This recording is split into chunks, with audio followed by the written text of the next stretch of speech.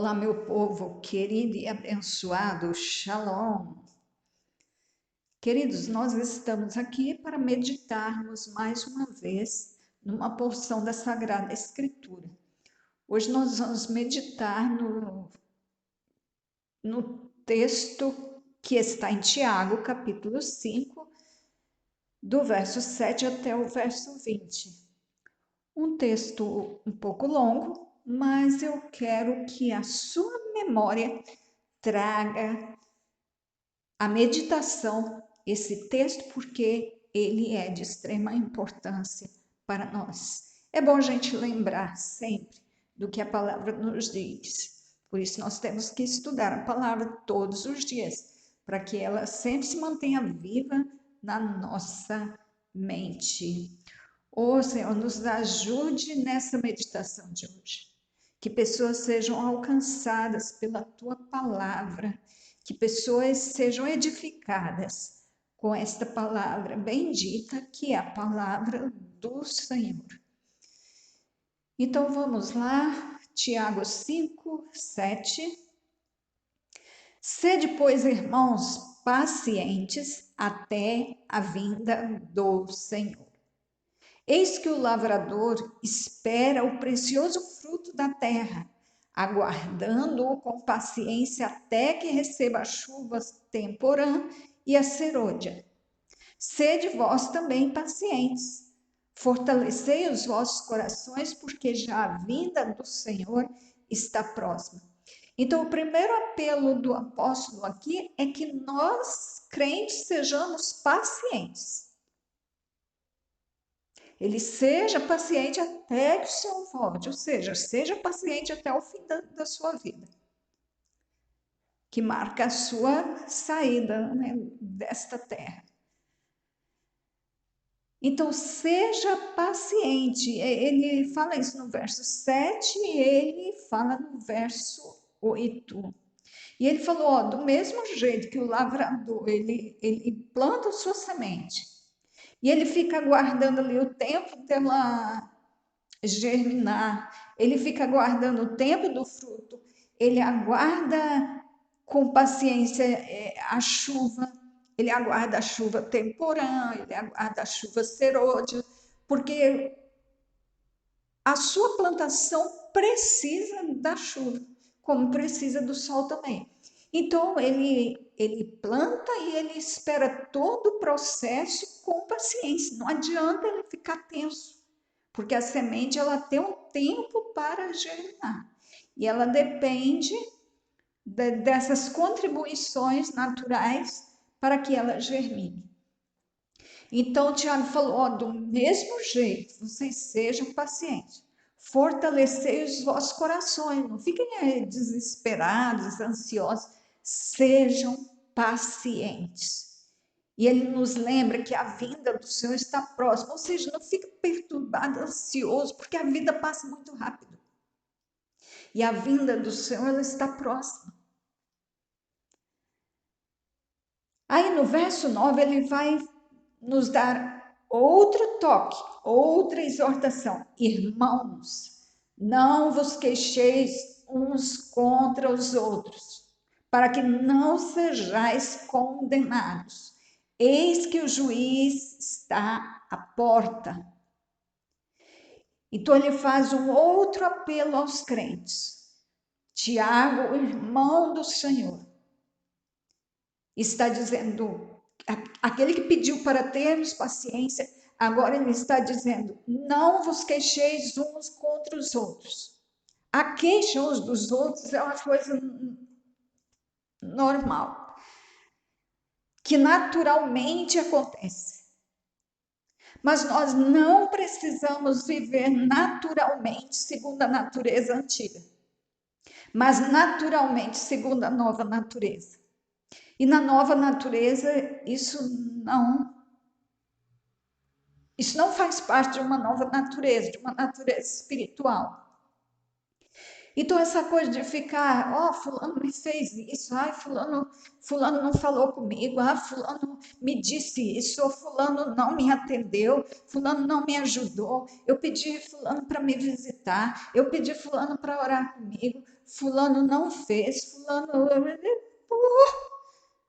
Tiago está dizendo assim, não vos queixeis um contra os outros, para que não sejais condenados. Está vendo só que não está falando da condenação de quem você tem uma queixa. É a condenação sua que está fazendo a queixa. Então, Tiago está falando assim, não vos queixais para que não sejais condenados.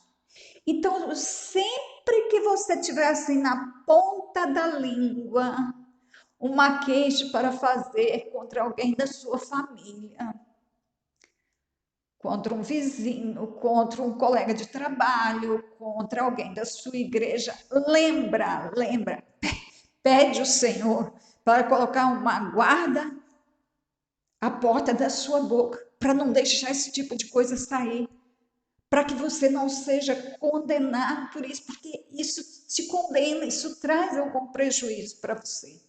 Isso prejudica você de alguma forma.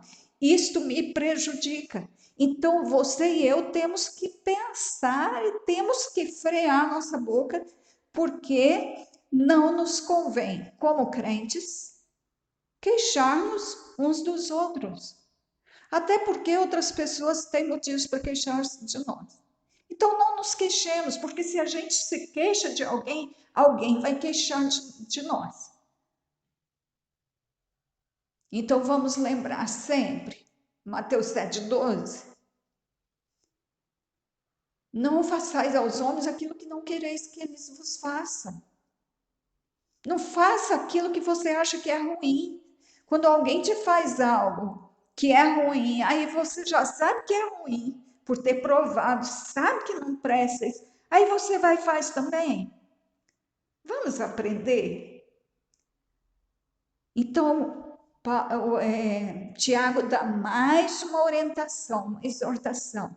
Então, a primeira é sede pacientes e a segunda vem com o não. Não queixeis uns dos outros. E ele diz que o juiz está à porta. Não faça isso para não ser condenado, porque o juiz está à porta.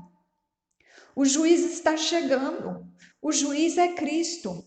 E ele está chegando. Mesmo que ele não chegou ainda, não está presente ainda da forma que esperamos, ele já está presente, vendo tudo, vendo tudo.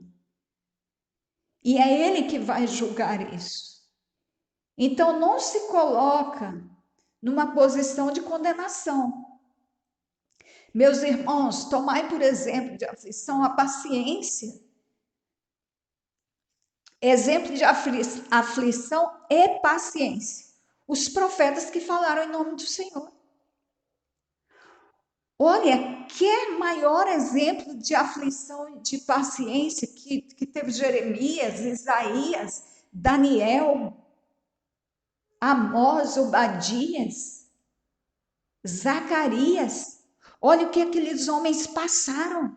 Olha o que os profetas passaram, porque eles anunciavam palavras de juízo contra o povo. Hoje em dia, qualquer pessoa que anuncia que o Senhor vai mandar juízo, ela é tida como profeta do caos. Me diz aí no Antigo Testamento, qual foi o profeta que não anunciou isso? Então, eles são profetas do caos?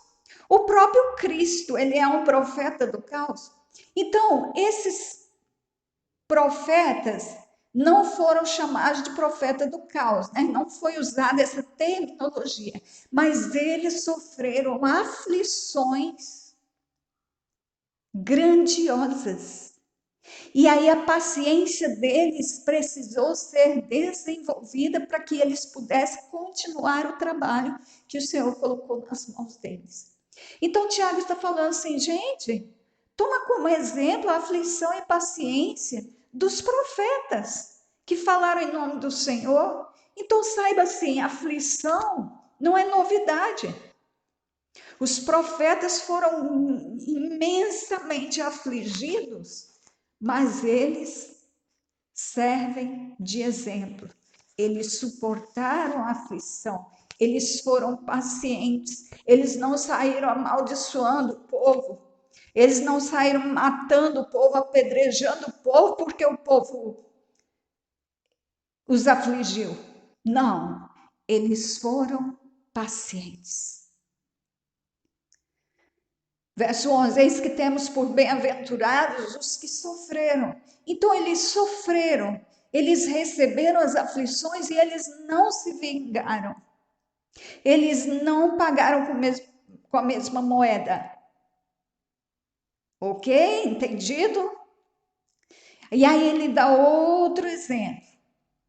Ouvistes qual foi a paciência de Jó? Gente, que é a pessoa mais paciente do que Jó. O que Jó suportou. Olha o que Jó ouviu dos amigos. Olha as provações que Jó passou.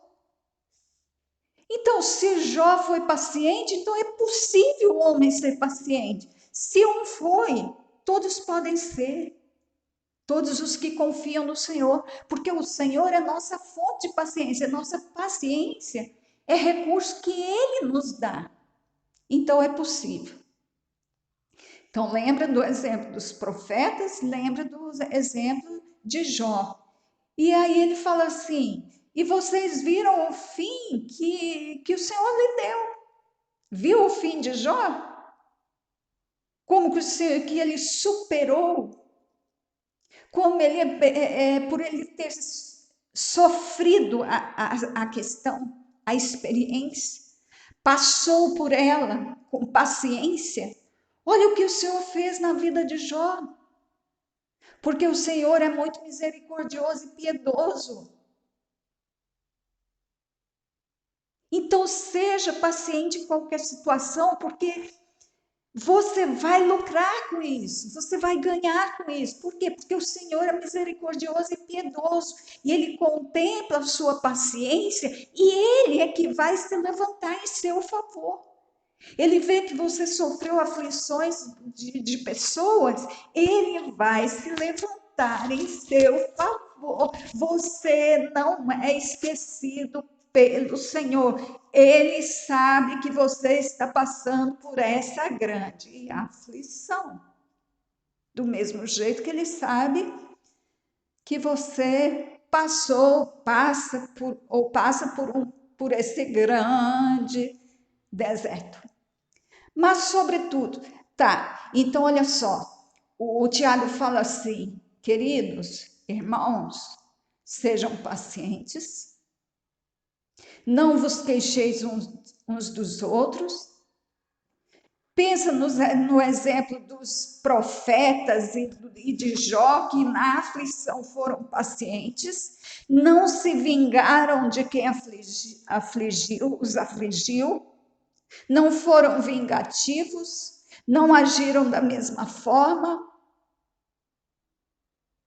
O Senhor reverteu a história de Jó. Ele falou, então tá, sejam pacientes, não fica queixando um do outro, seja paciente com o outro. Isso é um assunto só, não são dois assuntos. É um assunto só. Porque quem se queixa é porque não está tendo paciência com o outro. Sofre a injúria. Resolve isso entre você e o Senhor. Se preciso, converse com quem injuriou. Mas não atacando, não fazendo do mesmo jeito, senão você perde os direitos. Se você se torna igual, você perde os direitos de queixa. Ore pela pessoa. Ore pela pessoa. Então tá. Sobretudo, irmão, sobretudo, acima de tudo, ou seja, mais que isso, ou principalmente, Meus irmãos, não jureis, não jureis, não jure pelo céu, não jure pela terra, nem façais qualquer outro juramento, jurando por você, por sua cabeça, por seu filho, juro pela minha mãe. O mandamento é: não jureis, não jureis. Isso o Senhor também disse. Disse onde? Mateus 5, Sermão do Monte. Mateus 5, 33. Outro sim, ouvistes que foi dito aos antigos: não perjurarás, mas cumprirás teus juramentos ao Senhor. Eu, porém, vos digo que de maneira nenhuma, em nenhum caso, em nenhuma situação, jureis, nem pelo céu, juro pelo céu. Lá é o trono do Eterno. Não jure pela terra, porque a terra é o escabelo dos pés do Eterno. Não jure por Jerusalém, porque é a cidade do grande rei. Não jura pela tua cabeça, porque não pode tornar um cabelo branco ou preto. O que o Senhor está dizendo? Não jure por nada, porque você não é dono de nada, você não vai jurar pela terra, a terra não é sua. Vai jurar pelo céu, o céu não é seu. Vai jurar pela sua cabeça, você não tem poder para fazer nada, você não pode tornar um cabelo preto se você não passar uma tinta de farmácia. Só assim é possível. Então, ele está falando, não jure por nada, você não é detentor de nada, não jure. Verso 37, do capítulo 5 de Mateus. Seja, porém, vosso falar sim, sim, não, não. O que passar disto é de procedência maligna. É a mesma coisa que o Tiago está dizendo aqui. Verso 12, capítulo 5 de Tiago. 5 de Mateus, 5 de Tiago. Mas, sobretudo, meus irmãos, não jureis nem pelo céu, nem pela terra, nem façais qualquer outro juramento. Por Jerusalém, pela sua cabeça, pelo seu filho, pela sua mãe, pelo seu esposo, pelo seu casamento. Não jure. Isso não pode fazer parte da vida de um crente. É isso que se está pedindo. Aí Tiago fala: a vossa palavra seja sim, sim. E não, não. Para que não caiais em condenação. De novo, se alguém fizer isso, está se condenando novamente, do mesmo jeito que se queixar contra alguém. Juro que estou falando a verdade. Não jure. A Bíblia diz para você não jurar. Juro que vou. Não jure. Juro que vou fazer isso. Não jure. Você escutou? A palavra diz: não jureis por nada. Quando você disser eu vou, isso tem que ser sim. Não precisa de juramento. Quando você disser eu vou fazer isso, você precisa fazer. Não vou fazer. Então falou que não vai fazer, não faça. Esse é o ensino que Tiago, o apóstolo querido, está nos dando. Aí ele, no verso 13, ele vem falar assim: está alguém entre vós aflito? Ore. Ele diz: não perca paciência nas aflições. Não, está aflito. Vai orar, não vai queixar de alguém, não. Está aflito? Qual é o remédio?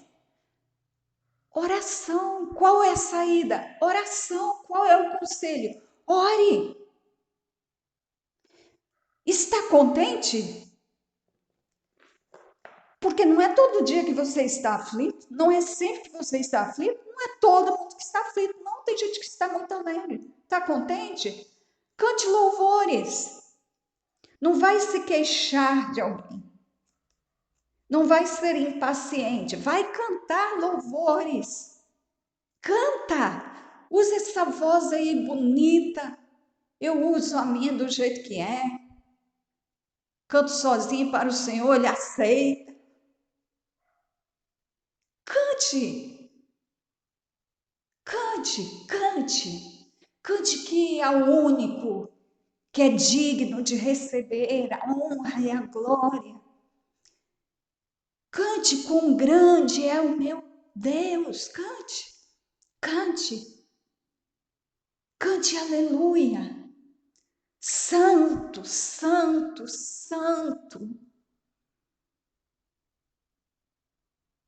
Cante. A Ele a glória. Cante. Cante. Está contente? Cante. Está em aflição? Ore.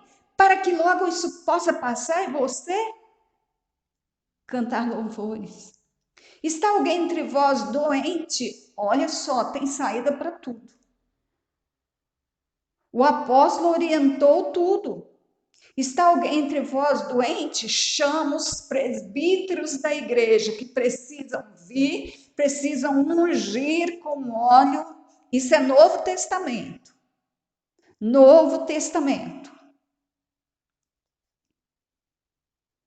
Chame os presbíteros da igreja e orem sobre ele, sobre ela, sobre o doente, ungindo com azeite em nome do Senhor. Eu te unjo em nome do Senhor. Que essa doença saia agora em nome do Senhor.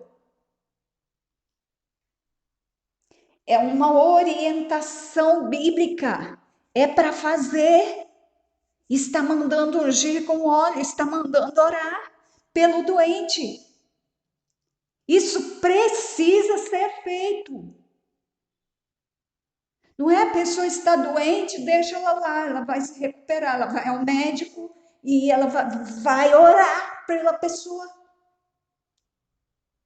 Vai visitar, vai impor as mãos sobre ela, vai orar, vai ungir. E diga, Senhor, se tu quiseres curar agora, tu pode. Se tu não quiseres curar, eu estou mandando essa doença embora. Amados, nós precisamos ter autoridade sobre as doenças. As doenças não podem nos fazer de bobo. As doenças precisam reconhecer a nossa autoridade. Eu estou em busca, e eu hei de ver a igreja um dia, os crentes tendo autoridade sobre essas coisas, porque a autoridade foi dada.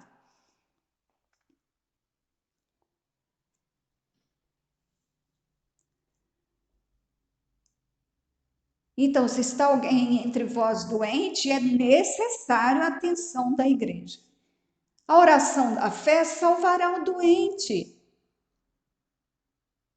Mesmo que o Senhor queira curar através de um médico, quem sabe? Quem sabe o Senhor quer fazer uma obra lá? O médico vê que aquela enfermidade que não tinha jeito e o Senhor faz ter um jeito. Quem sabe o Senhor quer manifestar a glória dele diante de um profissional? Quem sabe? Então, ora lá e pergunta ao Senhor e pede ele para tomar conta da direção daquela enfermidade e da orientação daquilo que precisa ser feito. E que ele use médicos, né? Não vai para o médico sem orar, não. A oração da fé salvará o doente, o Senhor o levantará. Eita! Eu lembro quando o Senhor falou assim, ó, Lázaro morreu, mas vamos lá que eu vou despertá-lo. Não, aí foi antes. Lázaro está dormindo, mas vamos lá que eu vou despertá-lo do sono. Ele estava falando da morte de Lázaro.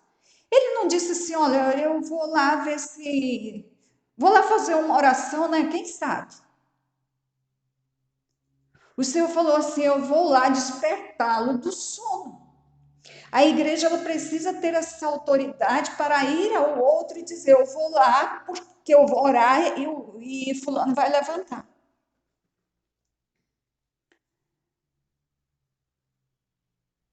Então, a oração da fé salvará o doente, e o Senhor o levantará. E se houver cometido pecado, serão perdoados.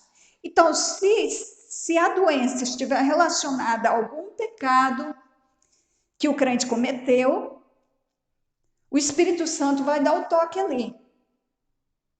E esse crente, ele vai lembrar e ele vai precisar confessar esses pecados para os presbíteros, para quem foi ali, ou para uma pessoa pelo menos, alguém de sua confiança. Ele precisa confessar as suas culpas, e porque alguém vai orar por ele, e aí ele será sarado. Principalmente se a coisa foi contra, deve confessar a culpa, principalmente para a pessoa quem se agrediu. Aquela pessoa orando por você, significa que ela está te perdoando. E aí você vai sarar, o doente vai sarar. Oração feita por um justo pode muito em seus efeitos. Mas ainda que esses pecados não sejam contra aquela pessoa diretamente, sejam de outras formas, pecados que tenham sido contra o Senhor, aí o crente vai lá, o presbítero vai lá, unge, ora, a pessoa confessando o pecado, ela vai ficar sarada. Tem doenças que estão presas por causa do pecado. Então, havendo uma conversão, havendo um arrependimento, uma confissão, então as consequências são removidas junto com o perdão. É o que o Senhor fez com aquele paralítico lá, que os homens levaram pelo telhado e colocaram na frente do Senhor. A questão dele era um pecado que ele cometeu e, como consequência, teve aquela enfermidade de tetraplegia. Então, quando chegaram lá, o Senhor falou: perdoados são os seus pecados. E aí, em seguida, ele falou: levanta-te e anda. Isso significa que ele tinha sido perdoado, porque senão ele não levantaria. Então, antes da cura, é necessário uma confissão de pecado. No caso da enfermidade ser consequência de algum pecado. E tem muitas enfermidades que são assim. Gente, quantos cânceres tem por aí que são consequências de falta de perdão? Falta de perdão, de perdoar o outro, ou falta de perdoar a si mesmo, culpa. Tem muitos cânceres que estão relacionados a isso. A oração feita por um justo pode muito em seus efeitos. Ah, se a igreja soubesse o efeito de uma oração. Gente, a oração é o recurso. Não tem limite para a oração. Porque ela é o recurso que o Senhor nos deu, Ele mesmo nos manda fazer e Ele vai agir em cima do que nós falamos, daquilo que Ele nos mandou falar. Ele vai agir. A oração é a argamassa, é o material para a construção da obra. Elias era homem sujeito às mesmas paixões que nós, e orando pediu que não chovesse. E por 3 anos e 6 meses não choveu sobre a terra. Elias era cheio de falha como a gente. Lembra dele fugindo de Jezabel? Diz que queria morrer, aí fugiu de Jezabel. Por que não ficou ali? Então, a Jezabel mataria. Não, ele fugiu dela, ele fugiu. Ele andou muito tempo. Andou, fugindo da morte. Aí entrou numa caverna, ficou lá tristonho, escondido. Estava em profunda angústia. Por que ele estava? Porque Elias é como a gente. Porque Elias tem fragilidades como nós. Mas esse homem, daquele jeito, naquela situação, orou, pediu a Deus: Senhor, não deixe chover. Ele falou que cesse a chuva. Então, por 3 anos e 6 meses, não choveu por causa da palavra de Elias. Depois ele orou de novo. Teve uma hora que a pessoa, chega já desse povo ficar com fome, chega dessa confusão, porque a seca atingiu toda a nação de Israel. Aí chegou uma hora em que ele falou, agora chega. O povo já teve a lição que precisou. E aí ele orou de novo. E choveu. O céu deu chuva. Tiago 5,18. A terra produziu seu fruto. Irmãos, se algum de entre vós se tem desviado da verdade e alguém o converter, saiba que aquele que fizer converter do erro do seu caminho um pecador, salvará da morte uma alma e cobrirá uma multidão de pecados. Saiba que pecado, seja o seu, seja o meu, seja o de outro, traz prejuízos não só para a pessoa, traz prejuízo para a igreja que a pessoa faz parte, traz prejuízo para a família. O pecado de uma pessoa traz prejuízo, às vezes, para uma nação. Às vezes eu fico pensando que sim, nas maldições que tem sobre nós, porque políticos se aliançaram a outras nações. Quando nos aliançamos a outras nações, nós estamos nos aliançando também com os jugos que aquelas nações têm, com os deuses que aquelas nações têm, com os espíritos que aquelas nações têm. Então, quando um de nós peca, pode ter certeza que isso vai trazer prejuízo para muitos. Então, quem assim tiver condição de ajudar alguém a se converter, a se arrepender do seu mau caminho e se converter ao Senhor, essa pessoa fez cobrir uma multidão de pecados e está fazendo bem para muita gente. E ainda impediu que o pecador fosse para o inferno. Salvou uma alma.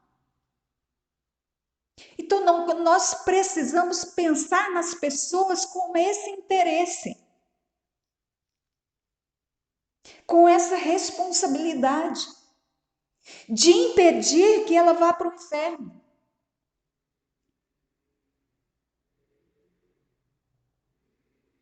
Orando por essas pessoas, porque a oração de um justo pode muito em seus efeitos.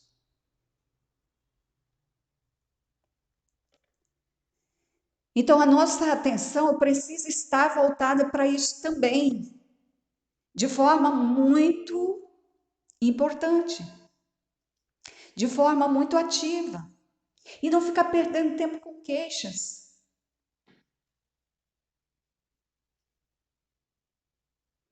Saiba que aquele que fizer converter do erro do seu caminho um pecador salvará da morte uma alma e cobrirá uma multidão de pecados. Se alguém entre vós se tem desviado da verdade e alguém o converter, se alguém que está me ouvindo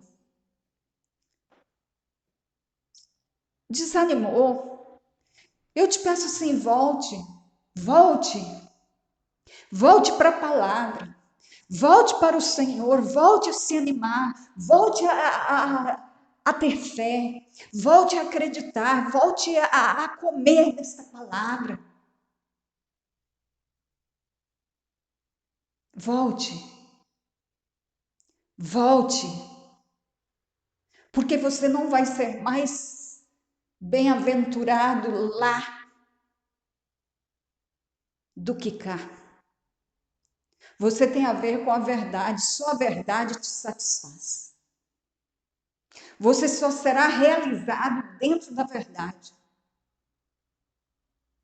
Não se desvie da verdade.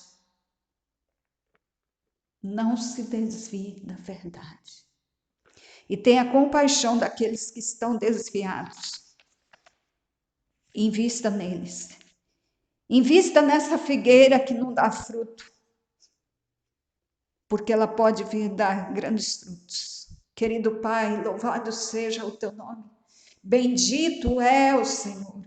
Que esta palavra que o Espírito Santo deu a Tiago, teu apóstolo querido, o teu irmão, o teu filho, né, Pai? O irmão do Senhor. Que esta palavra fique no meu coração, ela seja praticada por mim e pelos que me ouvem. Que nós amemos esta palavra, que nós não nos esqueçamos desta palavra. Que nós sejamos pacientes, que nós tenhamos paciência, sabendo que o Senhor está perto de voltar. Que nós não nos queixamos, que a nossa boca não se queixe de ninguém em momento algum. E que a nossa boca não jure por nada nessa,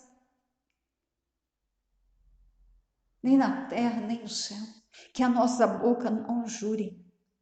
E que a nossa boca sempre fale sim, sim.